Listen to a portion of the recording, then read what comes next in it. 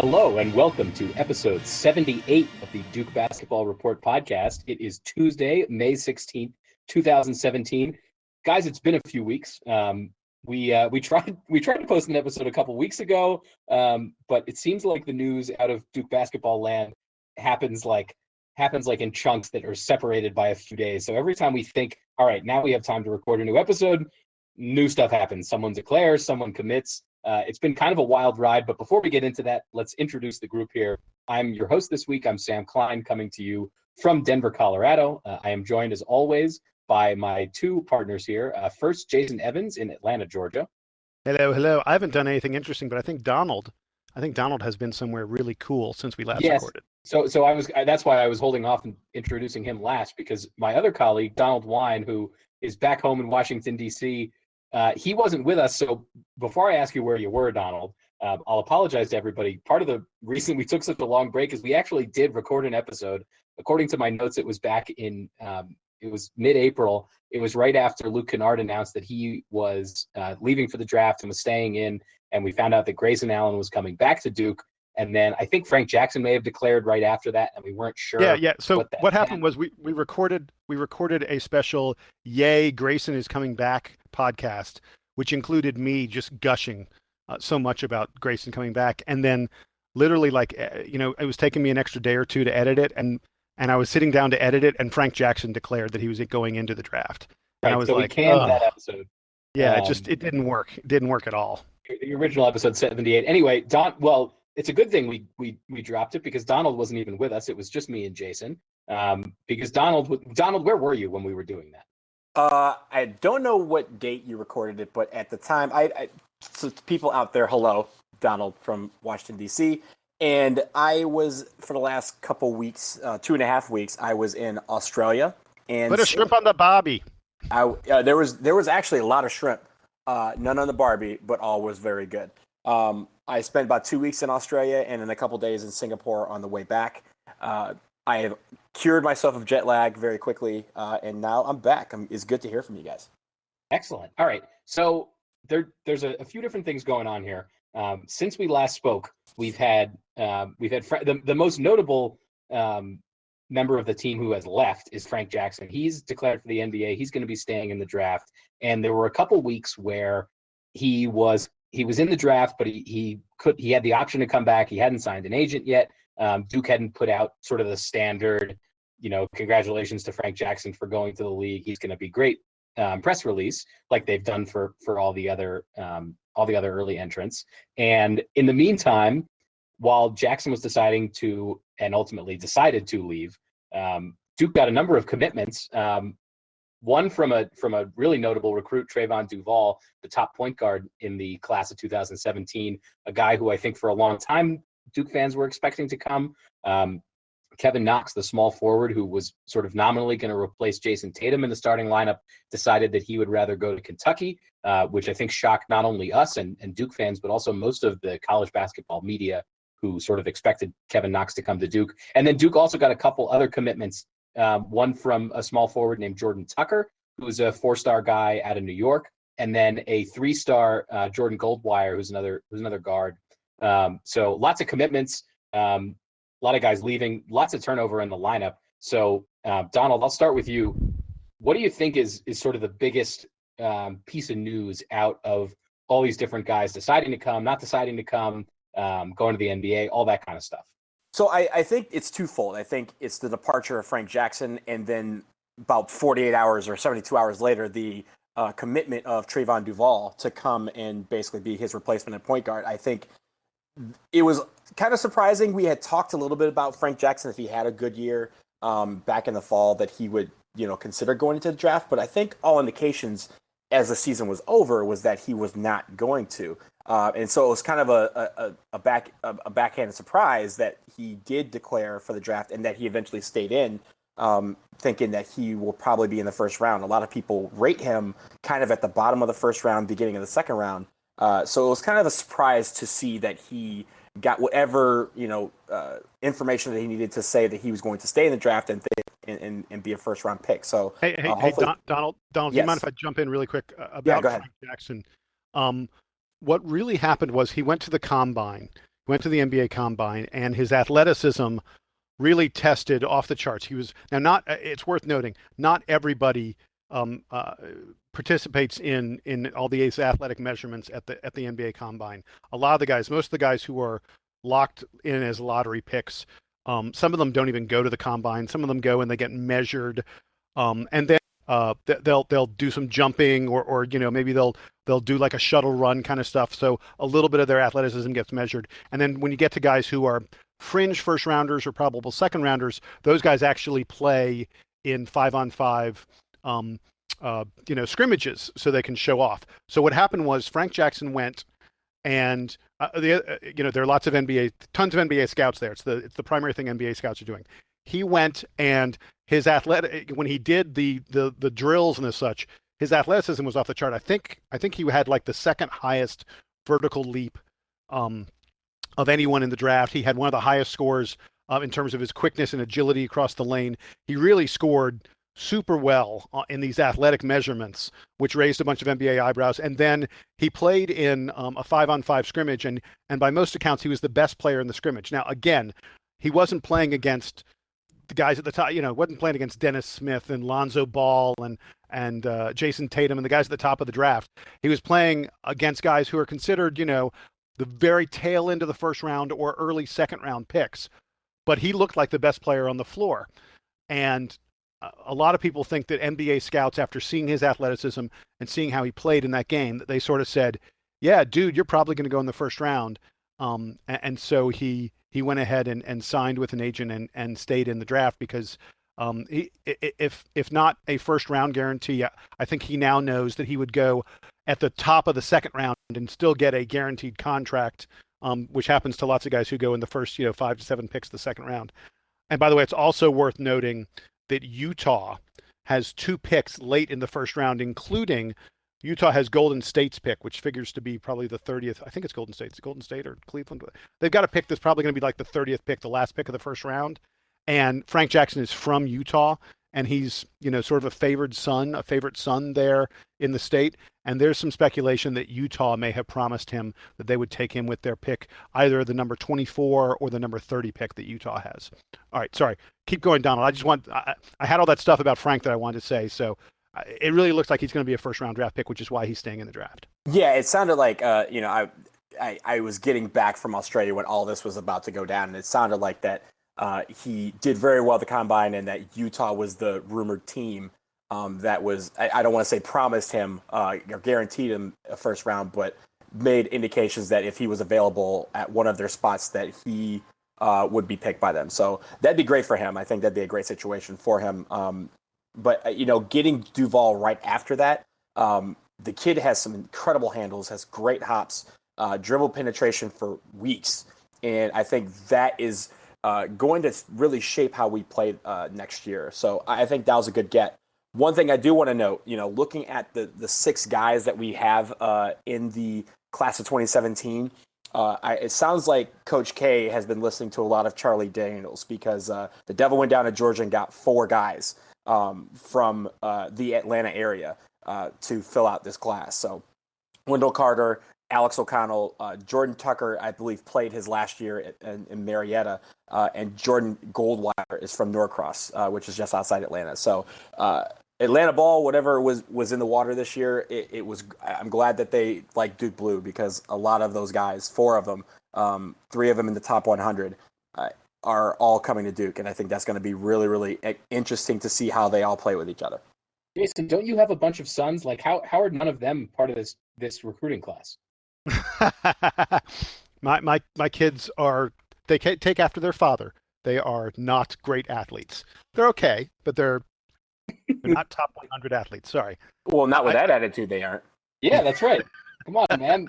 Haven't you been watching? What's his face? The ball dad. LeVar. Yeah, Ball. Yeah, are we going to talk? I hope we don't talk about. No, I don't want to talk about him much. Moratorium. I declare a moratorium on LeVar Ball. Yeah. Donald picked up on something. The city of Atlanta and the state of Georgia. I think I talked about this like 6 months ago or so on the podcast. We were talking about Georgia Tech at one point, and I was talking about the fact that Georgia Tech needed to have a big recruiting year because there has never been a crop of players from the state of Georgia as good as the ones coming out this year. There are, by most accounts, and look, everyone's top 50, top 75, top 100 changes depending on what service you're looking at. But by most accounts, there are 12 of the top 100 are players from the state of Georgia.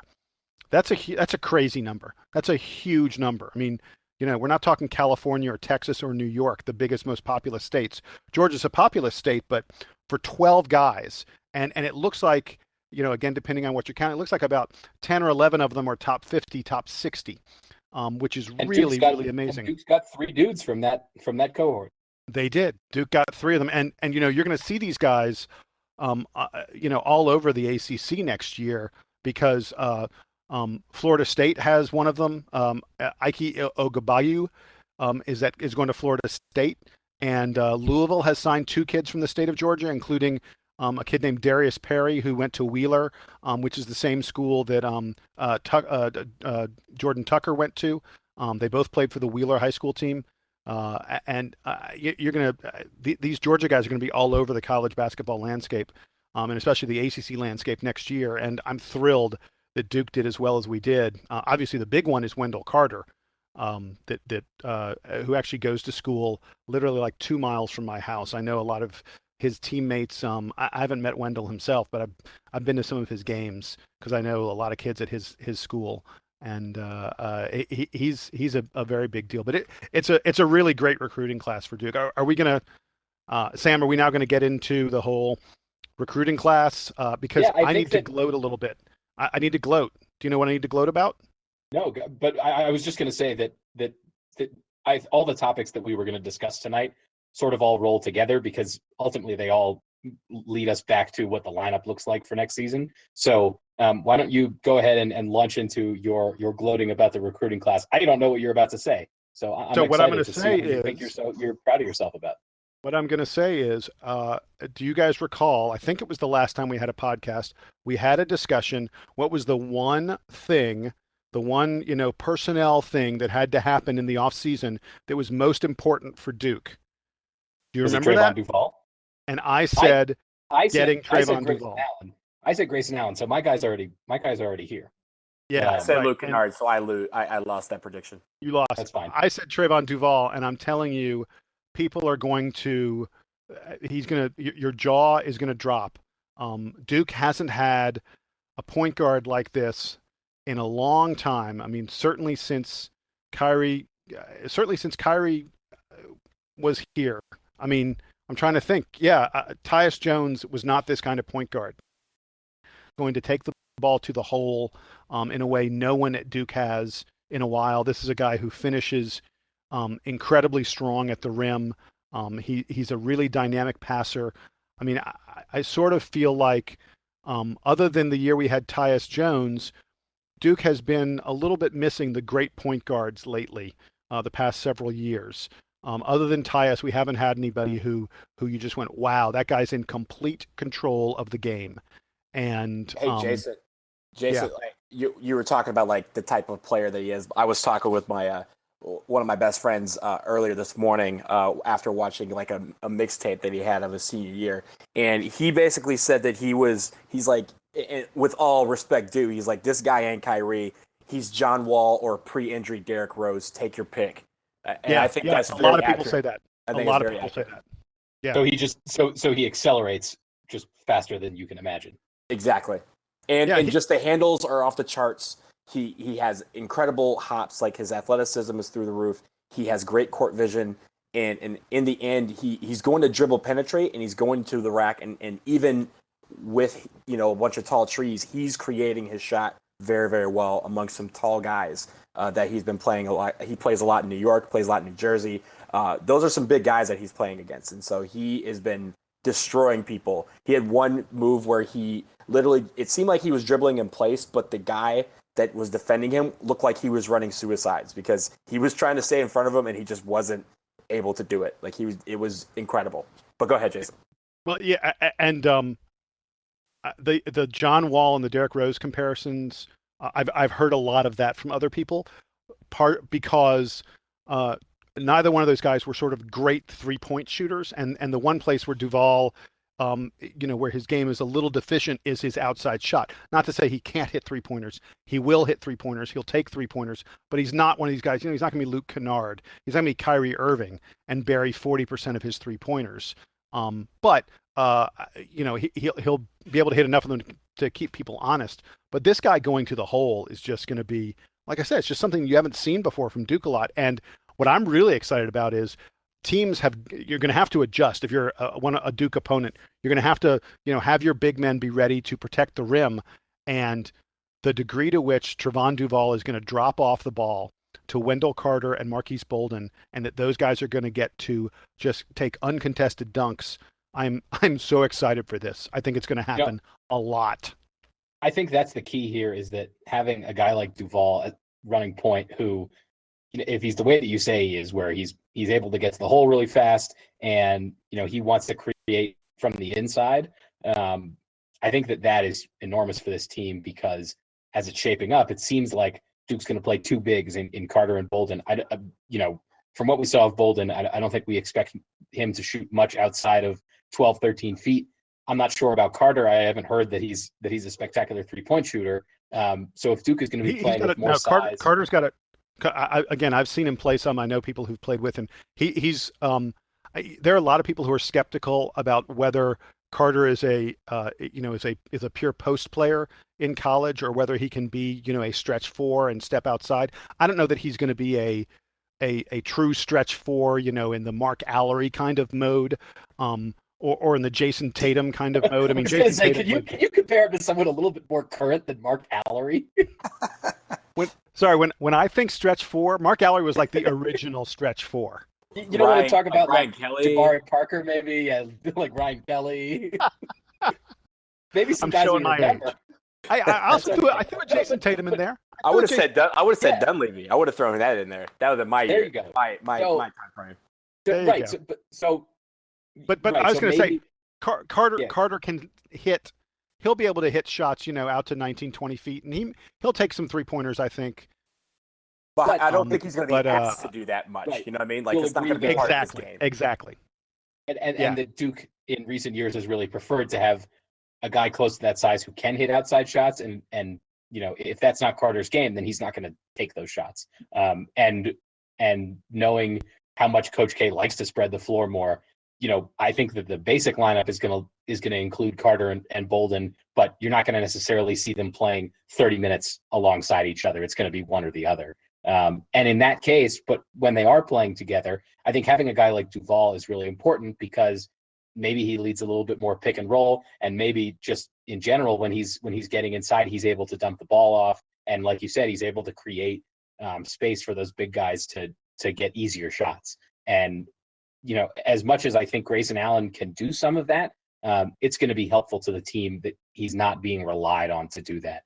And so in this scenario, I think you could look at it and say it's better to have Duval than Jackson. I don't know if that's actually true, but it sort of makes sense from an offensive standpoint that could be the case, that Duval opens more opportunities. I love Frank Jackson. I wish Frank Jackson was coming back. I think it's a pity, even though I wish him luck, and I think he's made a good decision, because he's going to make millions of dollars, and how can you argue with that? I really wish Frank Jackson was coming back, but like I said when we had this conversation, a month or two ago, Trevon Duval is more important to Duke next year than Frank Jackson would have been. Not to say Duval is necessarily a better player than Jackson, but I think what Duval brings to the table in terms of being a floor general, in terms of creating, in terms of being a truly great point guard, I don't think Frank Jackson was there with those skills yet. Maybe he would have developed them over the summer.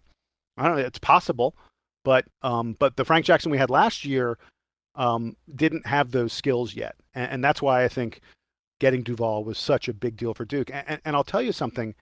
I feel like on last year's Duke team, Harry Giles and Marquise Bolden were adversely affected by the fact that Duke didn't have a good traditional point guard. We had a lot of guys who sort of tried to do it, who were really more wings.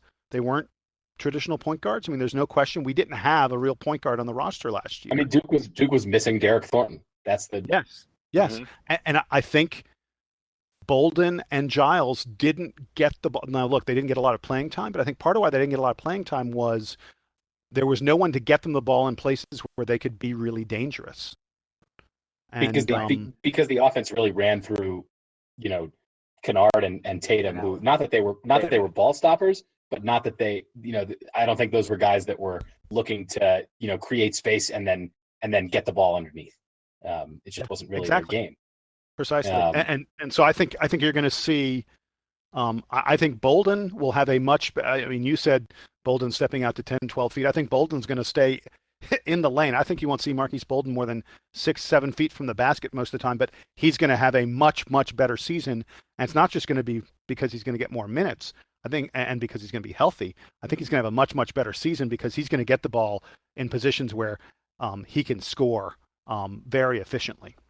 I'm curious to see how Duke handles the bench this year, because on the one hand, they've got Grayson Allen, who's going to play, close to 40 minutes a game, right? We've seen experienced guards, going back, like looking at guys like Nolan Smith, play 40 minutes a game, playing off the ball, taking a lot of shots, doing all that. Duval, it sounds like the way that you're describing him, Jason, is going to be a guy that you can't really take off the floor. And Duke has, another 5-star guard wing in Gary Trent, who's going to take a lot of minutes. I don't know how many minutes Bolden and Carter are going to be able to play. Bolden certainly last year didn't play that many minutes. He was hurt. He had a couple issues towards the end of the season. Carter is going to be a freshman big, and I sort of mentally discount how much any freshman big is able to play, just because there aren't that many examples of freshman bigs playing more than 20, 25 minutes. So I'm curious to see if Duke does more going small, or if they're replacing those big guys with other big guys. So if it's more of Rankovic and Delorier off the bench, or if it's more of like Jack White, who's kind of in between, or if it's going to be Jordan Tucker. I think there's a lot of ways you could sort of envision that 6th, 7th man rotation going. And then, of course, we know that Duke isn't ever going to play more than like 7 guys. So I think there's a lot of combinations that we'll look at, and we'll probably hear a lot more as we get into the fall and they're in practice about who really looks good and who stands out, because I think that starting lineup is really probably set. But that the next couple guys in there could go a lot of different ways. Yeah, well, another thing I wanted to mention about when Duval is driving the lane, his penetration and his ability to see the court very well. When we have these smaller lineups, if we do go with Carter or Bolden inside and not both, you're going to find there's going to be a lot of guys open on the perimeter to take open jump shots. And, Allen's going to have a lot of open jump shots. I think Trent will also get some open looks. Jordan Tucker, just from looking at him, he seems like a guy who has a very fluid stroke from three-point land. Will he get on the court? Will Jack White get on the court with those type of situations where you just want a guy to stop, pop, and shoot? So I mean, we obviously have over the years have sometimes lived by the 3, die by the 3. This year we don't have a lot of people who you look at and say that's going to be our 3-point shooter. It could come from anywhere. One of our 4 or 5 guards. So that'll be interesting to see how that develops and who wins those minutes by shooting well on the perimeter. Also, perimeter defense. I think some of these guys have great perimeter defense. Duval being one of them. Jordan Tucker, Gary Trent, I think have great perimeter defensive skills. But how do they hone in and how do they keep themselves on the floor, earn those minutes on the defensive end as well? Gary Trent, to me, people don't talk about him enough. I mean, he's supposed to be the best shooting guard and the best shooter coming out in this high school class. So this is a guy who I think Duke expects to really fill it up, like you say, from the perimeter. And look, you didn't mention, and most people don't mention, now I sort of don't understand it. I think it's because he was the first guy in the class to commit, and he isn't the shiny new thing like Jordan Tucker is, but Alex O'Connell is a wing player, again out of Georgia, out of Atlanta. He's 6'5". His father attended Duke. His father played basketball at Duke back in the 70s. Alex O'Connell is a top 60 recruit. There are more than a few, recruiting gurus who think that Alex O'Connell is a better recruit than Jordan Tucker is. He's another kid who really could compete. And maybe I'm wrong. Maybe Coach K won't do it this way, but I sort of feel like, and maybe it's wishful thinking because every year I wish that Coach K would play more guys. I sort of feel like the best thing that Coach K could do would be to give a lot of these guys, because none of them are obvious, clear, none of the guys I'm going to talk about are one and done or even two and done kind of players. None of them are McDonald's All-Americans. I think, K should sort of give them all chances and see who's the hot hand, see who performs best in games. And I'm talking about Alex O'Connell. I'm talking about Jordan Tucker. I'm talking about Jack White. And I'm talking about Javin DeLaurier and Vrankovic. I mean, DeLaurier and Vrankovic, clearly are big men, and the other three guys are wings. But, rather than just say, yeah, it's going to be DeLaurier and Tucker, and just seal O'Connell, say O'Connell doesn't play at all. I really hope that they all get chances, and A, that'll keep them happy. B, I think competition is a good thing in terms of motivating people and forcing them to play hard. And C, I think these guys all deserve chances, and I think they can each bring different things to the table for Duke. Yeah, and that's what I said. I don't know which way it's going to go. I would discount any predictions about bench guys that rely on them scoring a lot, because between Duval and Allen and Trent, I think that most of the scoring is going to come from them, and then Carter should score a fair amount. Well, wait, hold on. So this would be fun. Hold on. Pre-season. I bet we would all three of us would say that the leading scorer next year is going to be Grayson Allen. Am I right? Yeah. Yes. Yeah. Okay. Who do you guys think will be the second leading scorer? Sam, go first. Trevon Duval. Donald? Oh. What? I think I didn't even hear what you say. I think, honestly, this is very early. I'm going to say Trent. All right, so I'm going to say Wendell Carter. I think... You're not wrong. Neither of you are wrong. I don't think any of us are wrong yet. I think Wendell Carter is going to remind a lot of people of Carlos Boozer. I think he's that refined in terms of his moves in the post. I think he's going to be another Carlos Boozer kind of player for Duke.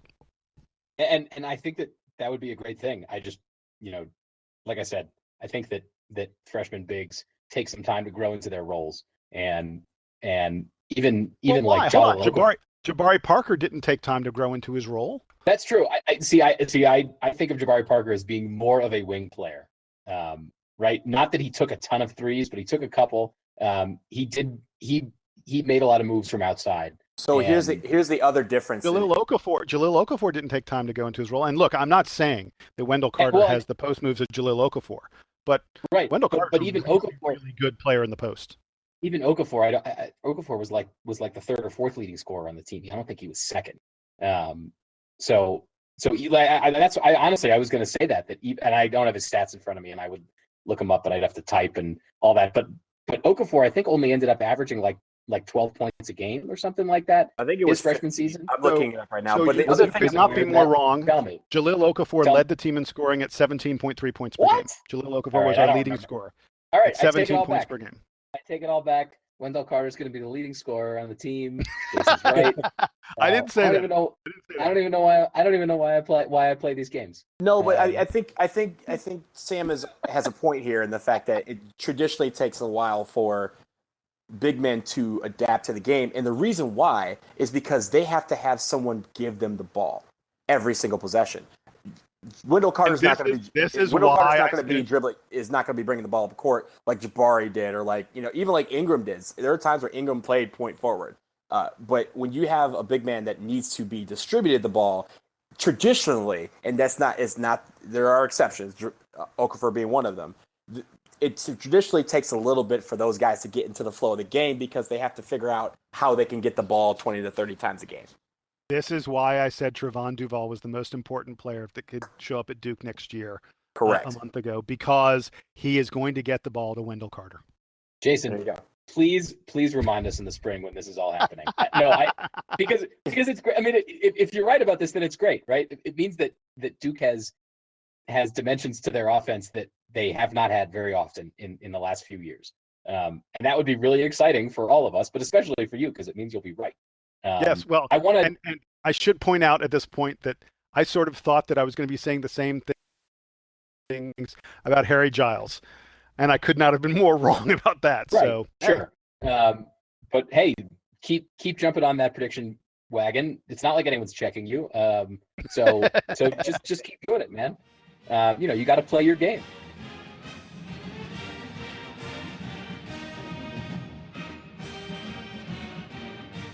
I do, before we wrap up and do sort of our parting shots. I wanted to circle back to Frank Jackson and kind of have a real quick meta discussion about the whole one and done Duke recruiting, NBA draft kind of situation that's gone on the last few years. And I want to get your guys' honest takes, because 5-6 years ago, maybe a little more, Duke fans, I think we're a little wary about the whole one and done thing. And then 2015 happened.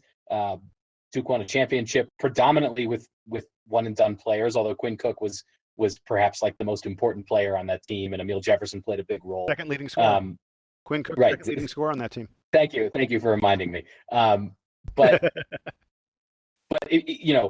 looking at the whole landscape that Duke has lived in, it seems like more often than not, Duke has not lived up to expectations as a team with these one and done players, even though, for the most part, I think we'd all agree that they've been solid contributors to the team. For the most part, they seem like they've been participating in sort of all the Duke things, right? They're in the Blue Planet videos, and by all accounts, they're going to class and doing the community service stuff, all the things that you sort of expect from a Duke basketball player. But they're not sticking around. And even a guy like Frank Jackson, who coming in, we said a few minutes ago, yeah, he's like he could really blow up and end up in the draft. And I wouldn't be surprised if we go back through the archives if one of us said, yeah, if Frank Jackson leaves, that means that things went really well for Duke this year, because only in a situation where he played out of his mind in the tournament would you see the guy who's not even projected to be a starter on the team being able to go to the draft. And here he is going to the draft, and like we said, he might end up at the back of the first round, maybe early second round, is going to get a contract, is going to get to play in the NBA most likely next year. So I just want to get both of your opinions about kind of how you feel about that. I saw something in the media, I don't remember exactly where it was, but about how Grayson Allen is very much the exception to the rule here, because Grayson Allen is a 5-star recruit who's going to end up staying 4 years at Duke. He's going to play with close to 40 different guys in his time at Duke. And I'm just not sure how I feel. So Jason, your general thoughts on the whole one and done thing at Duke.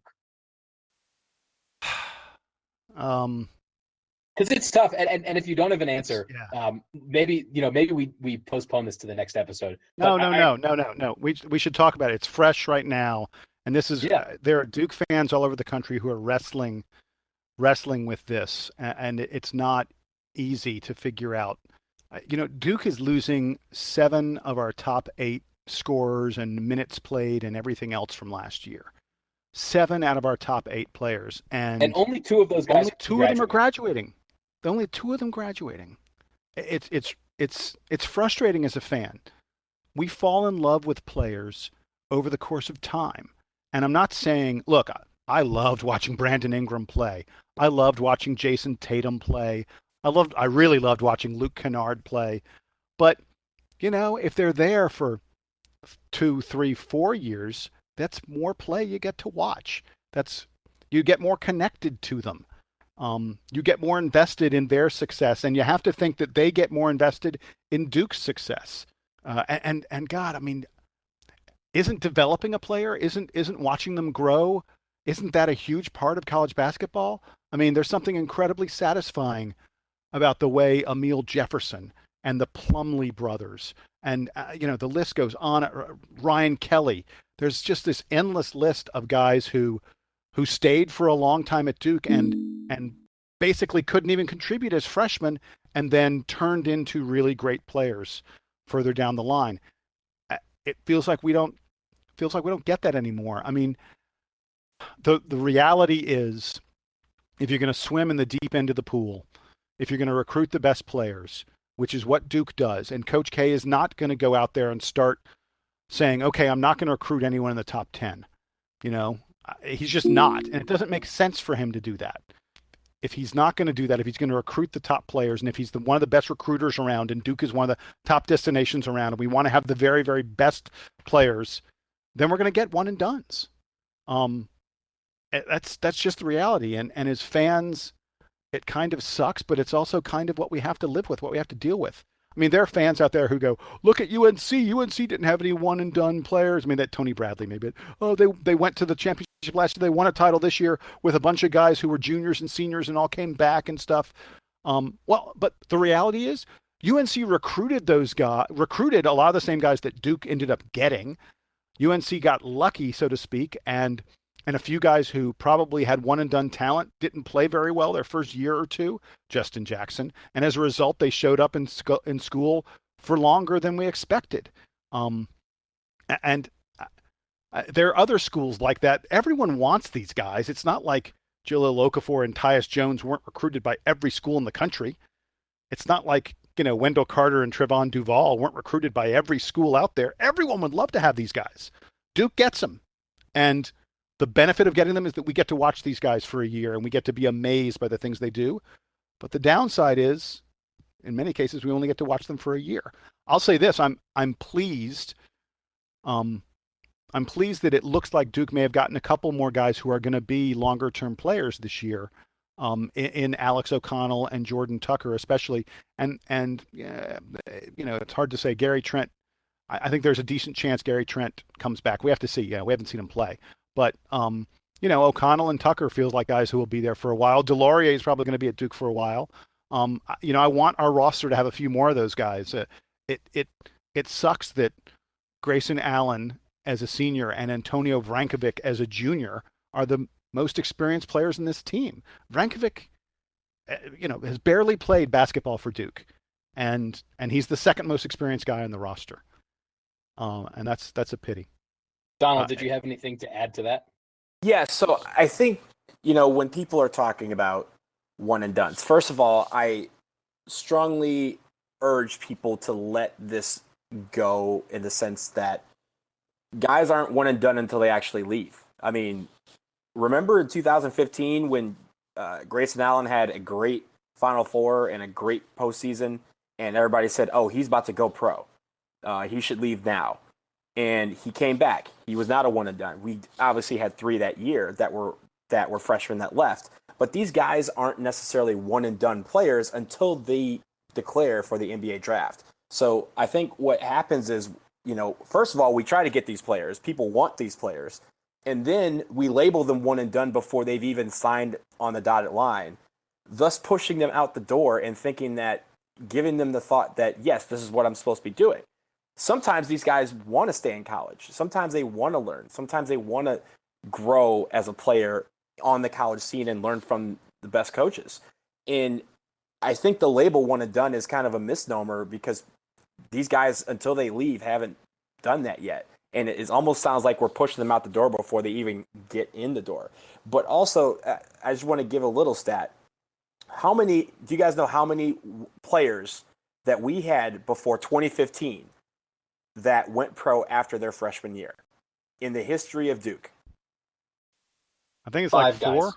guys. 5 guys. Correct. 5 guys. Corey Maggette, Lul Deng, Kyrie Irving, Austin Rivers, and Jabari Parker. Now, we had 3 in 2015. We had 3 this year, and we had Brandon Ingram last year. So that number skewed. But before 2015, we had the equivalent of what Kentucky used to send to the NBA every single year. So for people saying, oh, we're Kentucky now, that's far from the case. Kentucky is again, like Jason said, everyone's going after these guys. It's just that we're getting them. Brandon Ingram, remember, was a UNC player through and through until their issues or the academic scandal popped up. And then we got on his radar and he ended up playing for us. Now, if he played for UNC, he probably would have gone pro after a year. If, some of these guys that were considering Kentucky and Duke ended up going to Kentucky, best believe they would be going pro after a year. So it's not that we have an issue.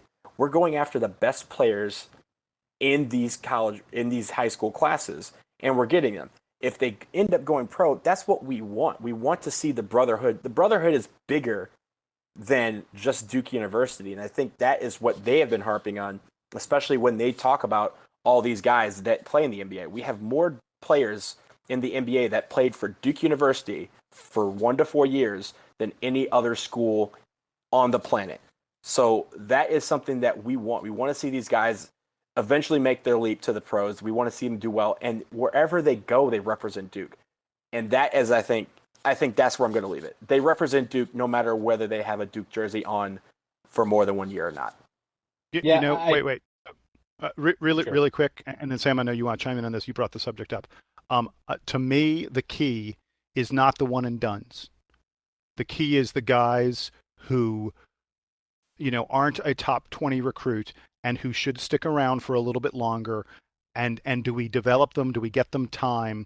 I mean, look, in recent years, Michael Benajay didn't play at all at Duke. Went to Syracuse and turned into an All-ACC player at Syracuse. Semi Ojeleye, whose name I probably just mispronounced terribly. Nope, you actually performed that pretty well. Oh, thank you. Shemi went to Duke, couldn't get playing time, transferred to SMU, turned into the best player in whatever conference SMU plays in, led his team to the NCAA tournament, and is now going to. Yeah, No, they're the American Athletic. Oh, the American. Yes. Yeah. I don't know the difference between those two. One of them plays football. Yeah, American does. And Shemi is going to be a maybe first round or probably a second round draft pick. Chase Jeter just left Duke, although I don't blame that on playing time because Chase got playing time this year. If Javin DeLaurier doesn't get playing time this year, that's where I'll be frustrated. The key for Duke is, and I put this on Coach K, and I put it on the players because the players have to earn it in practice. But the key is, yeah, we get the top 10 one and dones, but we also get a pretty fair number of top 30, top 40, top 50 kind of kids. We have to develop those kids a little bit more. We have to give them a few more chances. Those are the guys who need to stick around and turn into Emil Jefferson and Matt Jones and Quinn Cook, players like that. And that's why I think Duke has come up short the past couple of years. And as a result, we are now stuck with a situation where we feel like we don't have many experienced guys, and we lost 7 of our top 8 players from last year. If Shemi was still around, we wouldn't feel that way. If we developed DeLaurier a little bit more last year, we wouldn't feel that way.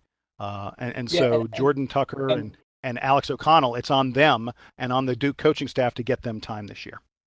I look at that same sort of issue, and I think it's incredible that Duke got as many, non-top 15, top 20 recruits as they did this year, right? I mean, Tucker and O'Connell should both be getting minutes at Division I program, at good Division I programs at Power 5 schools this year, and they're not going to. Let me tell you something. Let me tell you, Jordan Tucker, Syracuse is a top program. Syracuse is a really good program. They recruited him for 4 years. They wanted him so badly. Yeah, it's kind of amazing that this kid. And it shows you the attraction of Duke because both O'Connell and Tucker were lifelong Duke fans. I mean, O'Connell, comes by because his dad played for Duke, but Tucker was a kid who was like, I've always wanted to play for Duke. And both these guys, they got an offer and they committed within days. Right, and like I said, Syracuse had been chasing him basically his whole high school career. They wanted him badly, and Syracuse is a great program. No one really knows what's going to happen with Jim Boeheim over the next couple of years. But if you go to Syracuse, you're still playing in the ACC. You're playing in front of the most fans in person that more than anybody else is. You're getting just as much exposure as you are at any big school. And I think it really speaks to something that Duke is doing right on the recruiting trail, because, you can imagine all the negativity surrounding one and done and how, guys transfer out of the program every year. Opposing coaches can use all that against Duke, and I can't imagine that it's fun for opposing coaches to try to recruit against Duke, because there's a whole litany of things that you can say about how guys leave early, lots of guys transfer and still do well. So it's not even like Duke is ruining their lives. It's just not the place for them. There are lots of ways to recruit against Duke. And even with that, they still get great kids every year. And they still manage to send guys to the pros. And they still somehow manage to get these lower level guys who aren't bad players by any means. They're just behind the top 15 type talent that Duke seems to get a couple of every year. So there's still obviously something there that is attractive to those kinds of players, and we're really fortunate that we get those one and done guys, and that we get those lower level guys. I brought this up because I'm lower level. Well, these are guys that would be that like I said, they're still great players, but they're not going to play their freshman years at Duke. And if Jordan Tucker had gone to Syracuse, he would be, I don't know if he'd be the best player on their team. They had a lot of good players last year, but he'd be in the starting lineup. He'd be a starter. He'd be in the starting lineup. He'd be scoring a lot of points for them. And at Duke, he's going to be, he could be lost on the bench for 2 years.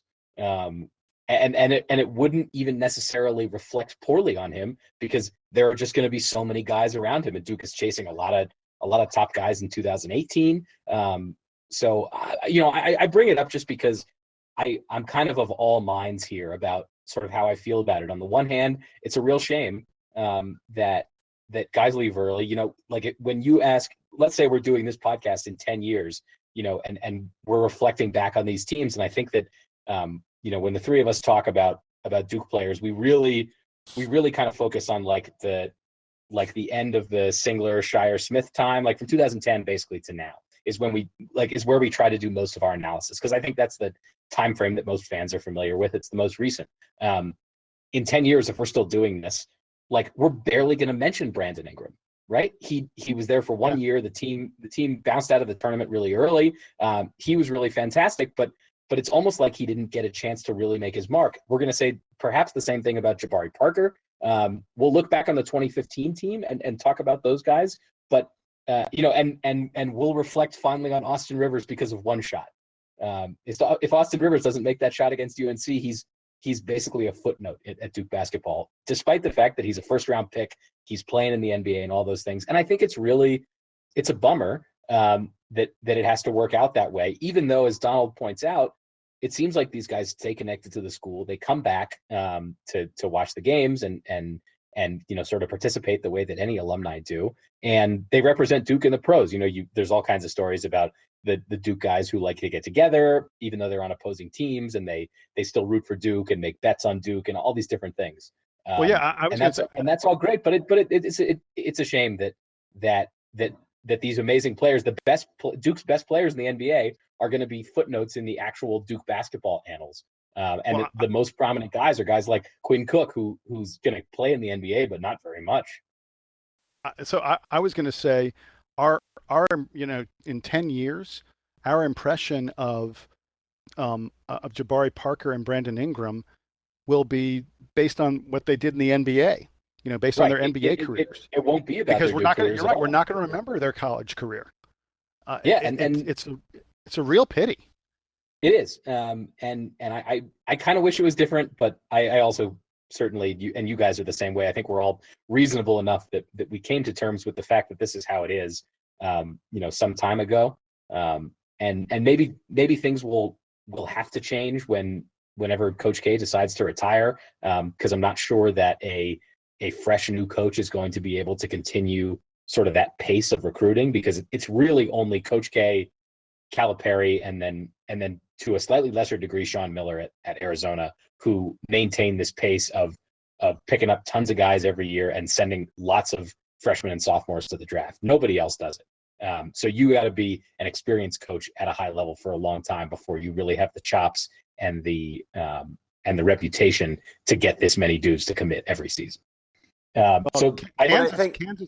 Kansas comes close. And Kansas, sorry, and Kansas with Bill Self. But if you keep in mind this, when the one and done rule started, what a lot of people, you're talking about the guys that played here 1 year, like the Rodney Hoods, the Brandon Ingram's, like those guys. I mean, Rodney Hood wasn't a one and done, but he was here for basically one season.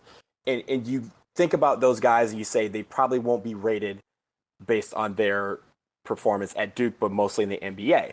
But people still remember that they went to Duke. If you guys recall, does anyone remember the last person who went from high school to the NBA before the one and done rule came into effect? It was Sean Livingston, who committed to Duke. And in the summer, right before the draft, right when they instituted the rule and said this will be the last draft that has high school players, he decommitted from Duke and declared for the NBA draft. So he could have been at Duke for a year or two.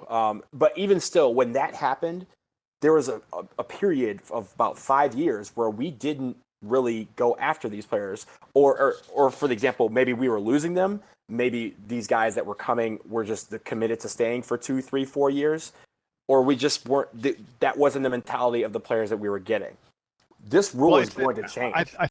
I think a lot of it was it wasn't as fashionable to be one and done, and it has become more and more and more fashionable, to stay in college as short a time as possible and rush to the NBA. The other thing is the NBA changed some of the rules about when rookie contracts and when you became a free agent and when you made big money and the such, and so all the players want to get to the NBA as quickly as they can because they want to start the clock toward free agency because their rookie contracts are piddling. It's nothing compared to what they earn once they start getting to be a free agent. And so when people talk about, if he comes back to school for a year, he's giving up $1 million or $2 million or $3 million of what would be his rookie contract. No, what he's really he's giving up a year at some point in the future of his free agent contract,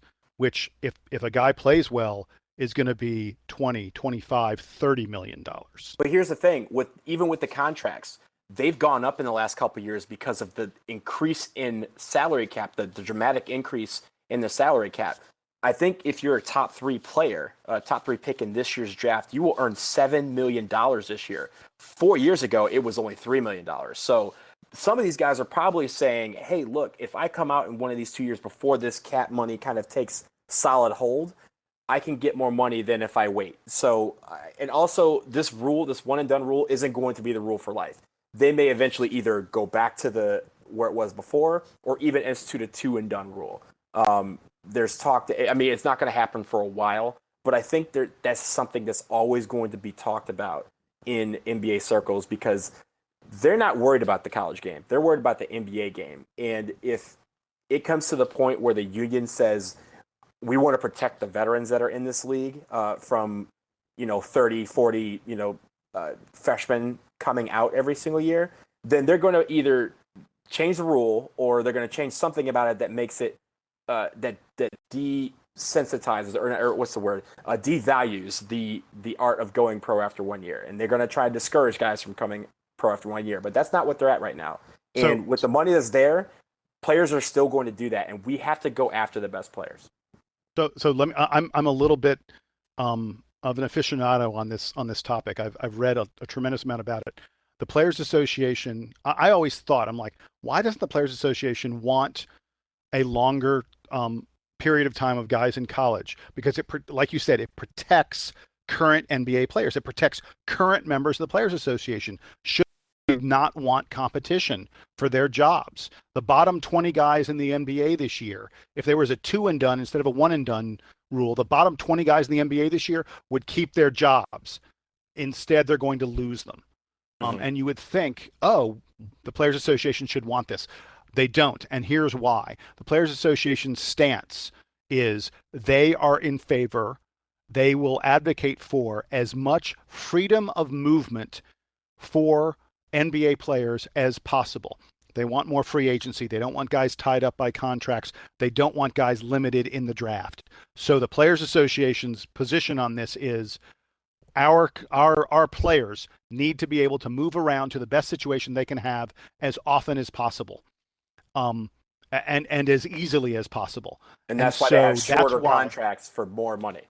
That is one of the reasons that they fought for shorter contracts and not longer contracts, which is what you would think a lot of players would want is longevity and stability. They went for the shorter contracts for that reason. Yeah, and it's also the reason why the Players Association says they don't even like the one and done rule. They would rather have a 0 and done rule. Mm-hmm. Now, I'll tell you what so a lot of people say, oh, we need a baseball model, which the baseball's model, of course, is you can go pro out of high school if you want, but if you commit to college, you stay in college for a minimum of 3 years. And everyone says this is the model that should work for the NBA, because there are guys who are ready in high school. LeBron James didn't need to go to college for a year. To be honest, Lonzo Ball and Markelle Fultz didn't need to go to college for a year. Jabari Parker didn't need to go to college for a year.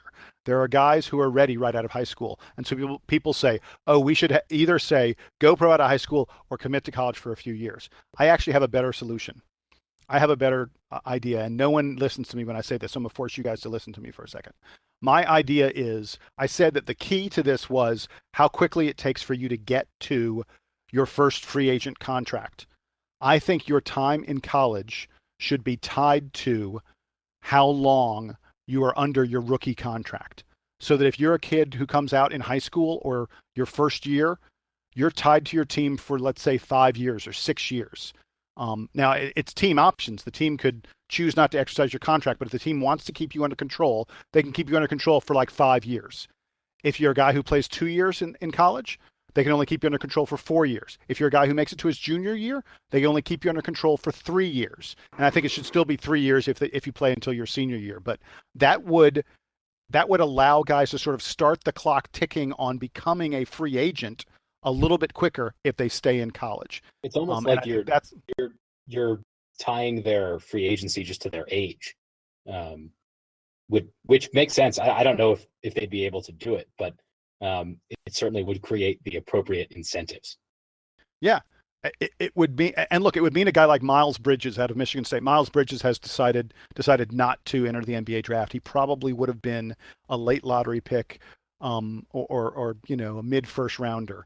And he's coming back, and he will be one of the front runners for Player of the Year next year in college basketball. And Michigan State's going to be one of the best teams in the country because he's coming back. I don't know how Tom Izzo did it. Props to him. But a guy like Miles Bridges, to me, shouldn't be penalized, shouldn't lose a year of free agency because he chose to come back to school for another year and get better and work on his game and play in games and work on his game, as opposed to sitting on the bench, which a lot of these, young guys, these 20-year-olds who come into the draft after their freshman year, a lot of them, they don't get a lot of playing time right away because they're not physically mature enough yet. And I just wish the NBA had a way of addressing this and making it more fair and providing at least a little tiny bit of an incentive to guys to stay in school beyond their freshman year. I like it. Okay, let's wrap up. I think that was a great discussion, and Jason, your idea is very interesting. As usual, feel free to comment on any and all of this on our forum post at forums.dukebasketballreport.com.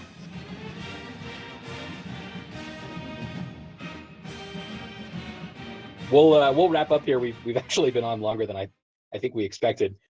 Jason, do you have a parting shot on top of your interesting NBA draft eligibility free agency proposal? Yes, we are the Duke Basketball Report, but we pay attention to other Duke sports, and I wanted to give a quick shout out. Duke has three teams that are still very, very, very much alive for NCAA championships. First of all is our lacrosse team, the men's lacrosse team, which just beat the pants out of Johns Hopkins over the weekend. They beat Johns Hopkins 19-6 in lacrosse. If you're not a big lacrosse fan, that's an ass whooping. 19 goals is a ton of goals. That's a technical term. That is and 6 goals is not a lot of goals. So Duke scored a ton, and they didn't give up many. They whooped Johns Hopkins. Duke will be playing in I believe it's the quarterfinals of the NCAA tournament against Ohio State. The game is in Hempstead, New York over the weekend. I like Duke's chances a lot here. They're on a good side of the draw, good side of the bracket, I think. And I think Ohio State, even though Ohio State is the number 3 seed in the tournament, I think Duke has a really good chance in this game because Ohio State got the number 3 seed because they played really well in the Big Ten, and the tournament committee seeded Big Ten teams really highly, and almost all of them lost. The Big Ten had a terrible first round of the tournament. I think it was a fraud of a conference. They all got highly ranked because they played each other, And I think Duke has a real good chance in this game and could make it to the semifinals, which would be great. I also want to mention that the men's golf and the women's golf teams are also in the thick of the hunt for an NCAA championship. The women's golf has already advanced out of the regional, and they are playing I think this weekend in the national championship tournament. The men's team is still playing their regional. We're recording this on Tuesday night. Tomorrow, Wednesday, will be the last day of their regional, but they're in great shape. They're in second place in the regional. The top 5 teams will advance to the NCAA finals, and it looks very, very much like the men's golf team will advance to the regional finals, or advance to the NCAA finals. And it's just, it's great to see these other Duke teams really, really doing a fabulous job. These athletes representing the school well, and they all have a chance to earn a ring, which is a really, really special, really cool thing. So go lacrosse, go men's golf, go women's golf. Great. Thanks for that one. Donald. Very quickly, I was just going to make a note that in a couple weeks, since it probably will be a few weeks before we record again, I will be traveling to Sam's hometown or not his hometown, his current town of Denver, Colorado. And Sam and I will be giving Sam his first American Outlaws experience at a U.S. soccer match. Looking forward to that. Looking forward to seeing 1/3 of the triumvirate that is the Duke Basketball Report podcast. And it should be a good time. So, Sam, looking forward to seeing you in the flesh in a couple weeks. Yeah, I've got I have this great Uncle Sam hat that I wear on holidays often. So I plan to be wearing that to the game. I hope that's acceptable. That is acceptable, and we'll get you kitted up as well. All right. I love it. I love it. My only thing to add, also as a sports fan, but not as a Duke fan, is that Donald mentioned that I now live in Denver, which I think most folks who listen know. But I grew up in Maryland, outside of Washington, D.C. I am a Washington, D.C. sports fan, and let me tell you, and I'm not unfortunately, unlike Donald, I'm not a DC United fan. It wasn't a part of my childhood. But I do root for sort of the big 4 sports, the Nationals, the Capitals, the Wizards, and the football team, although to a much lesser extent. And man, it stinks. The Capitals and Wizards both lost in their second round matches in the last month, and DC hasn't been to a conference final since 1998, when I was in second grade, I think. So it's a real bummer. I can't quit them. I spent this podcast, we're recording this on Tuesday night. I spent this podcast kind of glancing over at the national score and seeing them win a game. And I know, just looking ahead at October, that that the bullpen's going to blow a bunch of leads and they're going to lose in the first round again. And it's going to be total heartbreak. And this is just how it is, man. So to all you who root for cities that aren't Washington, thank your lucky stars. And also to everybody who listens to this show, I guess, thank your lucky stars that you're a Duke basketball fan, because you get to have championships every few years. And those of us from Washington who don't have that, well, it's a real shame. So, it's been a real depressing week here in DC. The hashtag DC Sports is something that pops up frequently every May, and it's usually not for good reasons. And no, there was plenty of opportunity to use that hashtag in the last week. There were 2 Game 7s, and both of them ended in heartbreak. So I'm a Detroit fan, but I also root for the Washington teams outside of football to do well. So it was very disappointing to see. I think the town was really looking forward to at least having the Wizards in the conference finals and taking a shot at the Big Apple that is the Cavaliers. But as they say, there's always next year. Yep. And don't worry, they'll lose in heartbreaking in soul crushing fashion once again. So they're consistent. Shout out to my hometown. With that, I think that's, dude. that's Wait. I'm from Atlanta. Yeah, you won a championship in 1995. Yeah. In 1995, you were barely alive in 1995. Actually, that's the first. The Braves championship in '95, I think, is the first sports championship that I remember.